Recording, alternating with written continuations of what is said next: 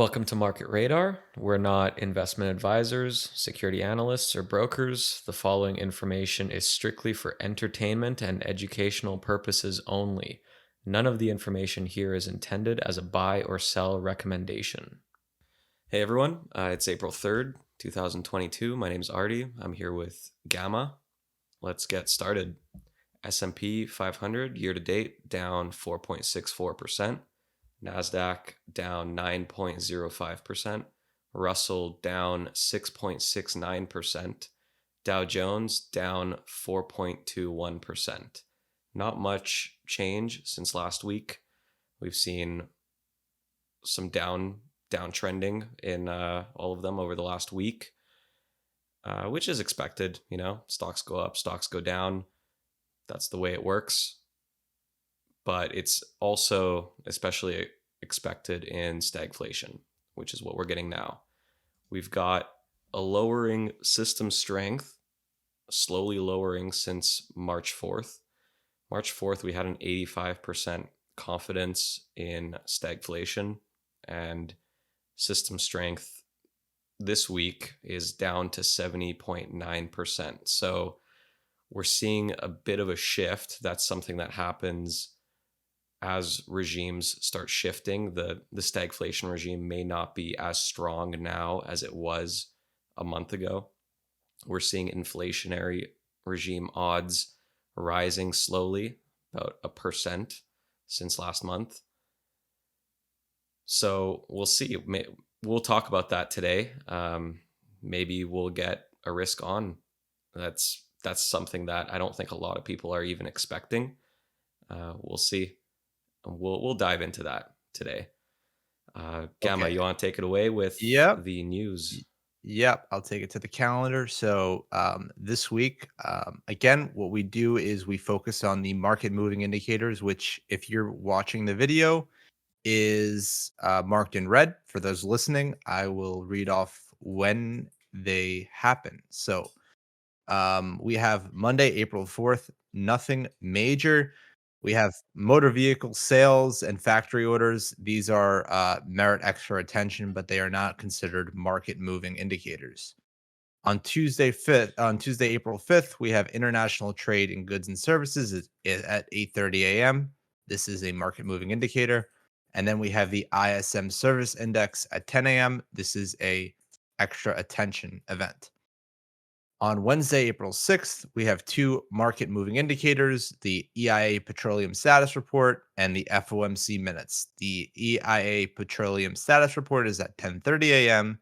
and the FOMC minutes is at 2 p.m. Thursday, April 7th, we have jobless claims, a market moving indicator at 8:30 a.m. And then we have the EIA Natural Gas Report at 10:30 a.m., which is a extra attention event. And on Friday, April 8th, there is no market moving indicator or extra attention event. So let's dive into ES. Um, as you can see by the chart, if you're watching, or just by having eyes on the market, we rallied pretty aggressively from the lows on March 15th. This was a day before the last FOMC meeting, and we rallied roughly. We're up about 9.82% off the lows at the moment, with a peak roughly at 12%. So right now, the market's in a pretty interesting position. We're going to want to see, or bears, or those that in the risk off regime, we're going to really want to see S&P take out Momo at 4,500 and glide lower to lower Vamp, which is currently 43.62. That right now is about 3.79% away from the current price of 45.33 and a half. Now, obviously it's stagflation, so this can chop around and this can really stay up here, flip trend, burn some bulls, pivot down. It can do a lot of things in stagflation, but ideally, the current trend is bearish. So to see a continuation of the current trend, we're going to want to see price move below Momo and grind lower. Those looking for a trend pivot are going to want to see price stabilize, hold Momo, basically bottom up, bottom out up here, and rise higher and flip trend to neutral and then to bullish trend. Now on bonds, the our bond proxy, which is the ZN futures, which is the 10-year T-note futures, this is our bond proxy. It's it has more price. I should say it has more fluidity than TLT. TLT is very choppy since it only trades RTH. So ZN is our way of tracking bonds. If ZN's bullish trend, we're long TLT. If ZN's bearish trend, we are not in TLT. And as you can see right now, uh, or either by the video or from your quotes, ZN is very deeply bearish trend. We are significantly away, or there's a significant distance from here to Momo, meaning any rally that happens or takes place, even all the way up to Momo, is still technically a bearish trend, or I should say a bear market rally, meaning bonds can rally very aggressively and still stay bearish trend. This has to do with rates accelerating at the rate that they have, or I should say at the speed that they have, which is not normal. We have the 2-year now, as of recording, inverted against the 30-year, which basically 2-year borrowing the borrowing rates of treasuries are exceeding 30-year borrowing rates, meaning you're getting a higher yield on 2 years than 30, which is absolutely insane. But that's what's going on right now. And for us to get the bond trade going again, we're going to need to see ZN go bullish trend. As I Well, just said, oh, go ahead. so let's talk about let's slow it down a little bit and talk about what role does ZN play in regimes, because ZN does play a pretty big role in our regimes. And Right. with let's try to forecast regimes. All right, let's spend some Okay. time trying to forecast what we could expect. Like, are we going to expect growth increasing? Are we going to expect more of what we're seeing now? And what needs to happen for us to get a shift out of stagflation into a different regime? Okay, so that's a good point. We'll branch off from there. So where we are right now on the market regime map is we are in a negative growth, positive inflation environment. What that means is growth isn't essentially negative on a year over year, quarter over quarter, or whatnot basis. Specifically, when we track these numbers, we're referring to year over year on a quarterly basis, meaning this quarter to last year's quarter, right? We're Well, not negative. also to clarify, the our growth, when we talk about growth and inflation, we're not talking about, metrics that someone else is tracking or anything. These are our metrics. We track what the market is pricing in. The market is constantly pricing in growth expectations and inflation expectations. And That's a really good point, the because when yeah, this is not something you're going to pull up on a Bloomberg terminal, right? That's what you're exactly. basically saying. Yeah. So this is not something you're going to Google on Trading Economics or Like, well, FactSet. what's inflation now? Like, that's Right. not that's Right. not what That's we're not going off no. of. Yeah. So, long story short with growth, as I was saying, we're in a negative growth environment, and what that means is simply put, growth is decelerating. Uh, but let's put it more complicated, right? Market is not favoring any type of growth asset, and all growth assets are being under favor or out of favor allocation wise. So simply put, summing that all up, the market is not rewarding growth. If I could leave it at something really basic, that's what it is right now. We're in an environment where the market is not rewarding growth. Inflation, on the other hand, the market's, throwing dollars left over fist at. I mean, we got commodities still grinding higher, um, rates still moving up, right?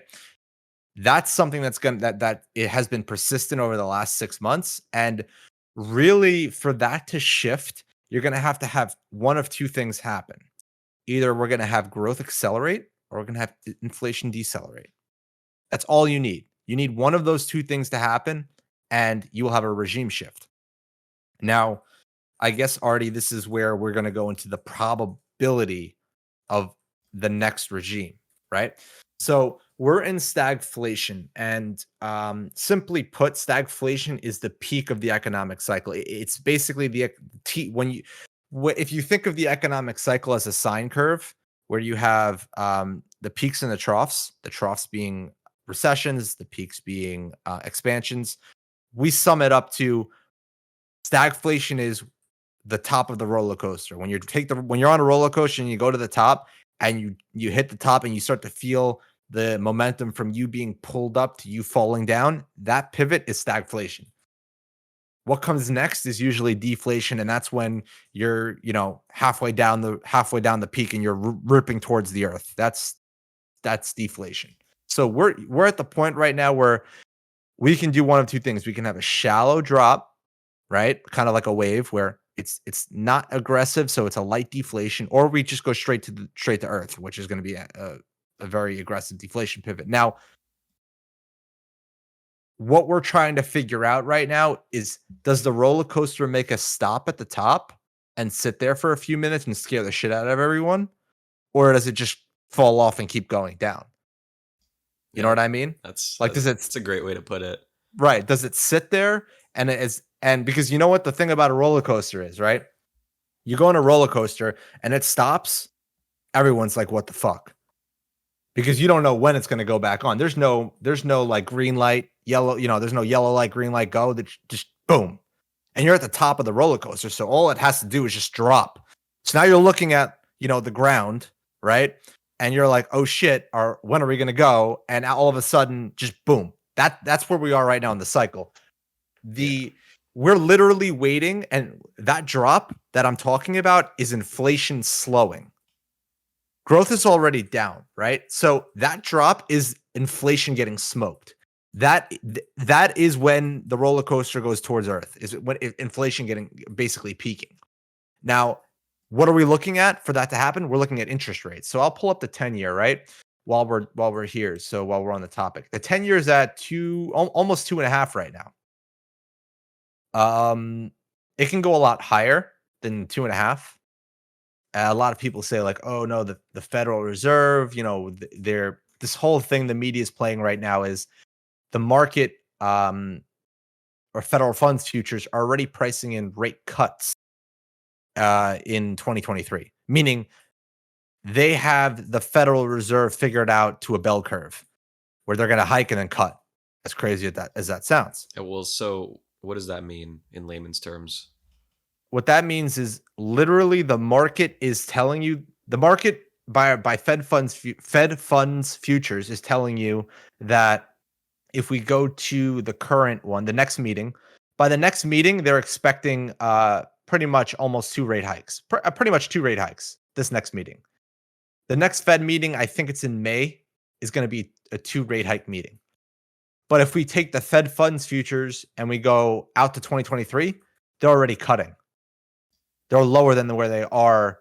So So that essentially means they need to stimulate the market already because it can't handle higher there rates. you go. There you Yeah. go. They already know that they already know that this hiking cycle is not going to be very long lived, is what the market's pricing in. I think that's in layman's terms what you're looking for, right? Yeah. Like the market's already pricing in the Fed taking steps back by 2023. So it's something that we're going to be obviously watching for or on keep on watch, because when the Fed starts taking steps back is when the bonds become a buy.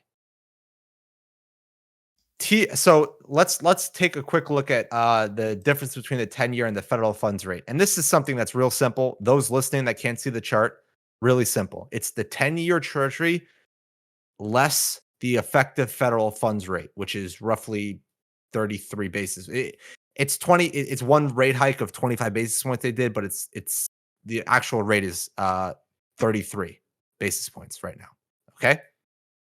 Simply.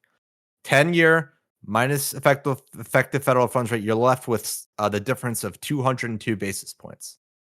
Now, this difference, but it's the 10-year minus the federal funds rate, has been as high as I believe it's 3, if I can get the high in here, 492 basis points. We're at 202 right now. So if we whip out a calculator real quick, right? We go 492 divided by 202. We are not even halfway there. We are literally not even halfway to the widest that it's ever been. Meaning the 10-year can double from here with the federal funds rate where it is today. Now, obviously, it's not going to double because the Fed is hiking, right? So they're coming in with apparently what the market's pricing in a double rate hike next meeting and the meeting following that. That's what the market is So pricing in. how does that translate to our models and regimes? So the Fed is going to be putting the pressure on inflation. That's their goal. Remember that the Fed has basically one of their main mandates is price stability. Yeah. So they're going to So be fighting inflation. they're trying to slow inflation right now. And Right. that's part of the reason why so many people think we're about to get a recession, which is deflation. Deflation, recessions, those go hand in hand. Right. And so a big reason why everyone thinks we're getting a recession coming up is because we already have decreasing growth.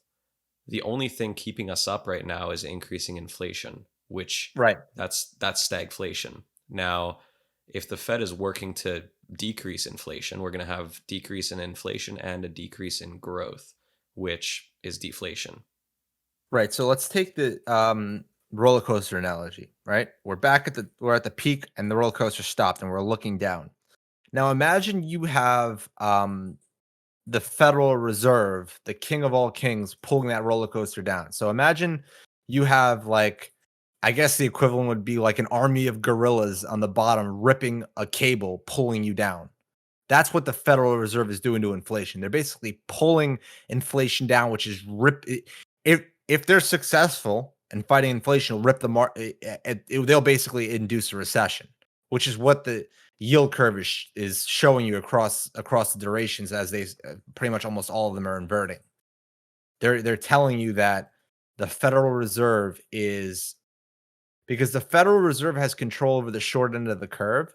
The shorter you go in duration, the more control that they have, because it runs simply put, it goes down to the duration that you're looking at. So, for example, 3 months encompasses the next 3 months. The Federal Reserve can do a lot in the next 3 months that they can basically control that yield of the 3-year Treasury because if they hike rates, that 3 yield's going to pretty much be moving up in tandem, right? Now, excuse me, did I say 3 month or the 3 month, not the 3 year? I don't know if I said Yeah, 3 year. you said The 3 month. 3 month. Yep. Okay. But for example, a 30-year, I mean, at that point, who knows? You know what I mean? Like no one knows what the Fed's going to do in 30 years from now. Yeah. So those tend to be more stable at the further you go out, less sensitive to Fed action. So essentially, best case scenario we have right now is growth increasing. That's that for the market and risk perspective, that's what you're going to want to see. You're going to want to see because this is the way, if you think about like playing hopscotch, the market can work its way out of a recession. And this is how it's done.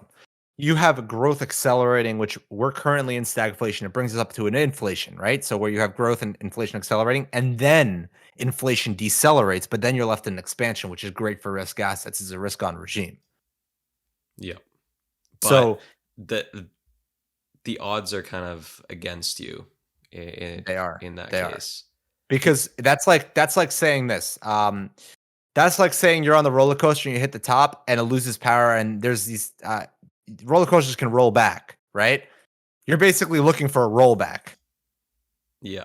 to us go backwards. Odds are we're going forwards and we're going down and we're going to hit some type of deflationary patch when inflation slows. But this is the problem that we're running into is that we're in an environment that we have not seen in multiple decades.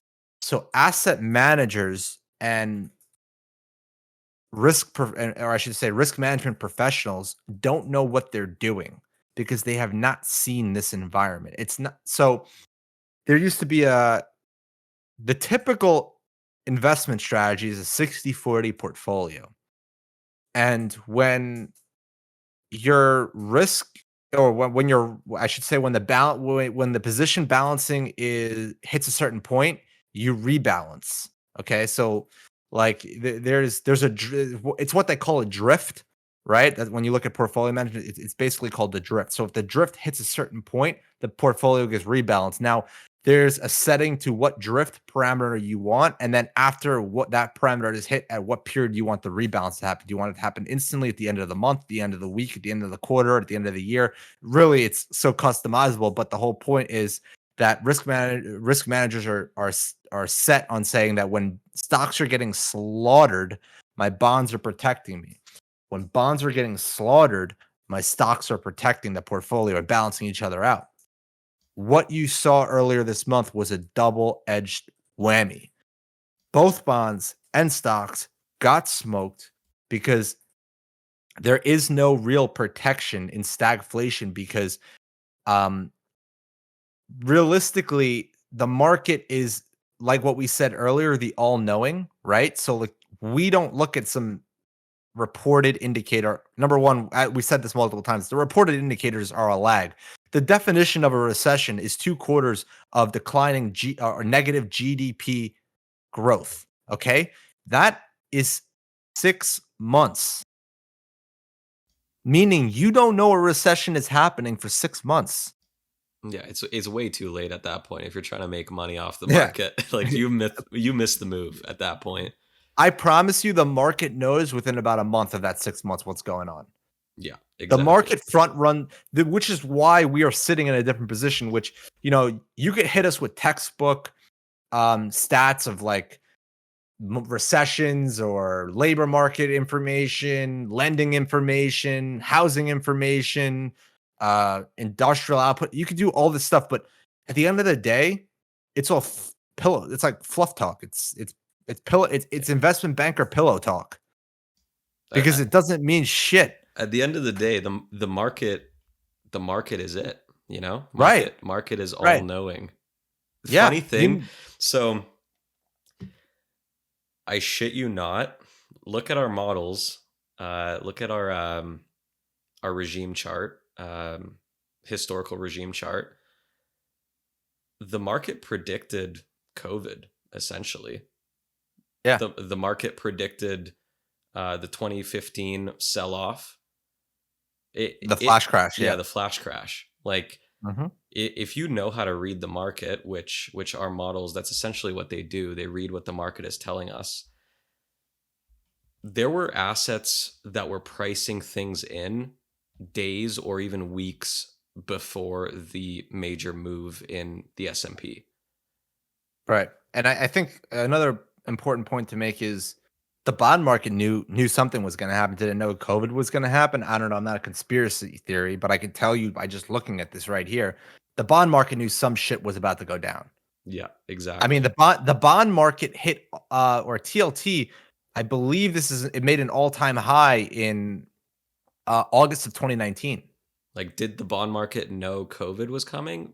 Probably That's a not, Yeah, but probably not, probably but not. But the bond market knew that it was deflation. right. Exactly.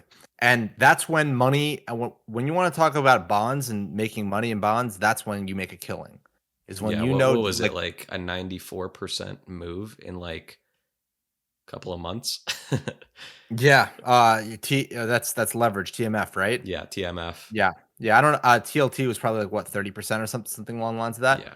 Um, Regardless though, look, our models got you out of bonds in June, July, August of 2020. That's TLT up at 166. And something to note here, the cycle that we're talking about. So you can evidently see the cycle occurring over and over again. So you get expansion, then you get inflation, then you get stagflation, which leads into deflation. Deflation leads it to expansion. And you see that happening over and over again. Right. And some of these things are a little bit broken up, but that's because there's multiple variables when it comes to the market and the market pricing mechanics. So if, for example, um, what you're seeing here, let's go to April of 2021. Right here, between April and May of 2021 is when the model pivoted to stagflation. At this point, the market still rose. TLT kind of did nothing, but the market still went up, and we know that stagflation is a very neutral environment. Nothing's really, nothing crazy is going to happen. But the model knew that even though there was a there like risk assets had some room to run, the odds are that it was going to revert back to the environment you're seeing today. So like the model knew that the assets it was tracking were pricing in something wrong, or I should say something in a risk off direction. Is it going to nail the top? Absolutely not. We're not going to nail tops. We're not going to nail bottoms. That's not the whole point of this. The whole point of this is to capture the meat of the move. And what has gone buck wild since April of 2021? Commodities, right? That's where the position, that's where the money has been made in commodities. Now, eventually that's going to come to an end. The problem is are we going to have growth accelerating in a market pricing basis? Forget about GDP. Again, these market metrics don't mean shit because the market will do whatever it wants. If GDP forecasts were so accurate, it would be a simple system that everyone could follow. There would be no, again, you talk about scalability, everyone would be doing the same thing because it would work, Yeah. right? That's a good point. But what no one wants to do is look at the market because no one cares about what the market says. And the big reason for this, it's really one big reason, is you cannot sell this because I cannot tell you what will happen next. Yeah, we can't forecast what the market's going to do. Right. We But we just know what the market is telling us and how to play what's currently happening. right. And you'll see with big funds out there, or institutional market services, they always have a forecast. My S&P forecast, my Bitcoin forecast, my gold forecast, my VIX forecast. All this, they're like fucking weathermen, right? Hey, but And the reason at the end of the the, the day, re- we used to have a forecast. we We did, fell we into the did, same mistake. yeah, exactly. And we built a forecast using this model. What ended up happening was the stochastic system of the model, we were finding that the market would correct the model in real time. So there's no point in having a forecast. If I could sum it down, our model, by compressing the forecasting components and basically merging the model together and reassuring the current data points of where the model is right now, you have something that will forecast the market a few weeks, or a few days, weeks, or even a month before before anything happens. So there's no point in you building a multi-quarter forecasting tool because at the end of the day, we're not selling you anything. All this stuff is for free, and with you know real shit put aside, like the whole point of having those models is because you're managing money or you're running money and you have people that are paying you for either information or to run the money. And if someone's like, "Oh, where do you think the market's going?" and you say, "I don't know," it doesn't work. That's the big problem. But for us, we could tell you we don't know. But when our model knows, we'll do what it says.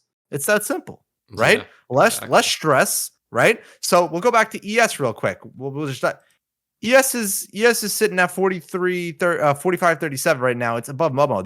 There's odds that this flips neutral trend. There's odds this happens. I'm saying this right now. It is April 3rd, right? So there's odds this can flip neutral trend. We're currently short. We're basically short ES in the public account. What will we do? Well, if it goes neutral trend, we'll cut it.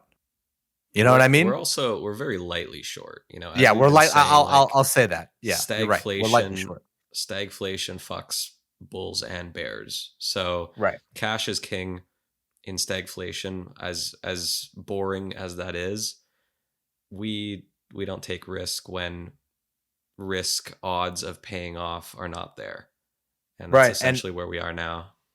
And I think that's important because we don't. There's no. How do I put this? There's no story. Meaning, I am not building a case. And for anyone that's listening right now that follows what we do, we are not selling you a story. We're not selling you that unemployment's gonna gonna rise or something. COVID's gonna come back. There's no pitch here because uh there's no basically sales angle for us to keep your money or for us to gather your assets. There's no angle for us. So it's real simple. We just do what the system says. If the system says jump, we jump. We say how high.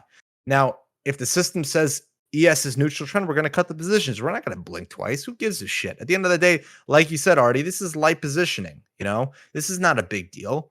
Okay, we're taking a couple of scratches here and there. At the end of the day, the proper regimes yield incrementally insane. Oh, I should say not. I should say yield insane rewards. Forget incrementally; they're massive, right? You have, um, you have TMF, pulling 90 percenters. You'll have triple Qs ripping like hundreds of percents and moving money between the vamps. You're gonna make a lot of money, or at least we will. We're not investment advisors, so we can't tell you what to do, but we're playing this by ear and the system will tell us what to do and we'll just do it. There's no we have to stick to a certain agenda because we told you something was going to happen. Like for example, if I were to say ES is going to 4,000, right? That's the thing I've been tweeting on Twitter. ES 4100. If it doesn't happen, it's because the model said it's not going to happen. So I'm not going to be like, "Oh, I'm still sticking to ES 4100. It's just going to take," you know what I mean? Like if ES goes bullish trend, I'll publicly come out and say 4100 ain't going to happen for a while. If it does even happen anymore, because ES is telling us it's not going to happen. There's no reason for me to stick to a selling point because it doesn't matter. Yeah, If and the ES goes market to doesn't 40, care. it does. They don't. It, Yes, it doesn't they don't care what care. you want. Right. And I think like to wrap up the podcast, we'll do a little crypto talk because that's really what a lot of people are wondering because apparently in the last like 5 years everyone stopped buying stock and they started buying crypto, which I don't know how that happened. They don't know, no one owns SPY, but they all own like some piece of shit Dogecoin, right? Like it's funny. It's actually funny because I'll say this. I've asked like 3 or 4 people in the last week in public what they own, and the first thing they tell me, I don't say if it's a stock or if it's like I don't say what stock do you own, what crypto. It's like I'm like, what do you own? The first thing they say is crypto. Jeez. Yeah, it's not I own some SPY or maybe you got a crazy guy out there who's like, oh, I own some TLT or zero coupon bonds, like I'm trying, you know what I mean? Like, no, it's I own like I own Solana, I own Doge. First of all, those are risk on assets. Cryptos are Yes. risk on. Like, yeah, they Yes. can pay off, but not in I this yeah, regime. yeah, exactly. And And that's I what we're think the seeing now. Yeah, and I think the thing we should harp on is high yield, and this is something I've been tweeting about a lot. But if any of you are using TradingView, there's a simple trick, but you have to make sure you turn this off when you're done, because otherwise your charts will stay fucked. So just remember, what you do has to be undone before you can get off like this whole like little comparison. So you have to remember to undo this when you're done. You click the gear, you go to symbol, and then you go to adjust data for dividends. And this will basically include all of HYG's dividends in the stock price. So instead of um, HYG going X dividend and losing, it's basically built into the stock price. So if you were to own HYG this entire time, this would be what would happen if your dividends were reinvested. So HYG is currently um, well off its all-time high. And something that you will notice if you were to overlay Bitcoin on the chart, which we'll do right now. For those watching, you get to see this. For those not, I apologize. There's a chart on my on the Market Radar Instagram that Market Twitter. Radar Instagram, the Market Radar Twitter. Sorry, we don't have an Instagram. The Market Radar Twitter that encompasses the subject. So if we add a Bitcoin to this, you'll notice that every time Bitcoin makes an all-time high, HYG is consecutive is as well at or making an all-time high, meaning HYG has made and is continuously making all-time highs, or is making an all-time high simultaneously with Bitcoin. This is important. Now you might be like, what does that matter? Well, currently HYG is bearish trend. So this is real simple. Real simple. If you're long crypto, Bitcoin won't break all-time highs until HYG goes bare bones minimum bullish trend, because HYG has to go bull. This is the beauty of the model, right? For HYG to go hit all-time highs, it pretty much has to. You're almost guaranteed a bullish trend. Depending how So fast it happens. right, that's true. That's true. That's why I said you're. I should say almost guaranteed, right? It's a conundrum, right? So you're. It's the odds are very high. It's a bullish trend. So if you're long Bitcoin or you want to be long Bitcoin, wait for HYG to flip trend. Because if HYG goes down to the lows and keeps going lower, it's not going to be good for Bitcoin. It's And not going to be good for anything. That essentially translates to all crypto as well, right? Like Yeah, pretty much. I should even go in Uber translate. Any risk assets are going to be fucked. So it's not just Bitcoin, right? If HYG goes even lower, like you're talking SPY, you're talking NASDAQ, you're talking Russell, it's all going to get fucked. Yeah. So let's recap, and we can finish it off here. Okay. Recap: what regime do we think is going to happen? At the end of the day, we don't know.